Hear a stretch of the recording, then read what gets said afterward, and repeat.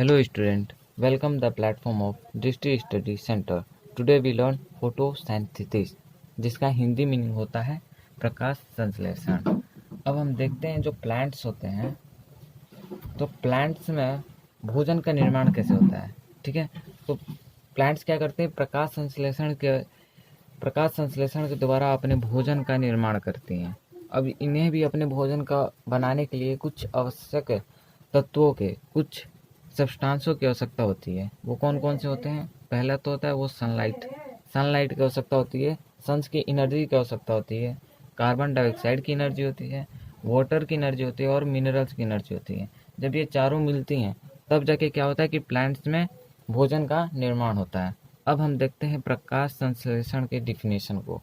वैसे प्रकाश संश्लेषण हम तो जान गए किसे कहते हैं। प्रकाश संश्लेषण एक ऐसी प्रक्रिया है जिसके द्वारा क्या करते हैं, पौधे अपने भोजन का निर्माण करते हैं। अब देखते हैं प्रकाश संश्लेषण का फुल डिफिनेशन।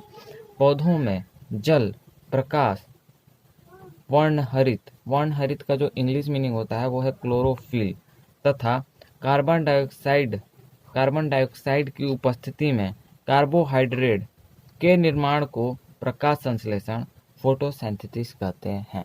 ठीक है, तो इस डिफिनेशन को आप लोग याद कर लीजिएगा। अब आगे पढ़ते हैं। फोटोसिंथेसिस के लिए जो आवश्यक सब्सटेंस है वो कौन कौन से हैं? फर्स्ट है कार्बन डाइऑक्साइड, पानी, क्लोरोफिल और सूर्य का प्रकाश। ठीक है, अब हम इसके समीकरण को देखते हैं। बहुत सारे जगहों पर ऐसे क्वेश्चन आते हैं कि प्रकाश संश्लेषण के समीकरण रासायनिक समीकरण के रूप में लिखें।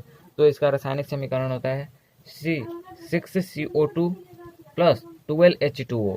सनलाइट, सूर्य का प्रकाश और क्लोरोफिल की उपस्थिति में C6H12O6 glucose plus 6H2O plus 6O2 का निर्माण करते हैं।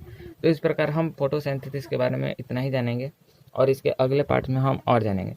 पर एक बात आप ये भी जान लीजिए कि जो पौधे होते हैं वो दो प्रकार के होते हैं। फर्स्ट स्थलीय पौधे और सेकंड जलीय पौधे। तो स्थलीय पौधे जो होते हैं वो वायुमंडल से कार्बन डाइऑक्साइड को लेते हैं, और जो जलीय पौधे होते हैं वो पानी के अंदर घुले हुए कार्बन डाइऑक्साइड को लेते हैं। ठीक है।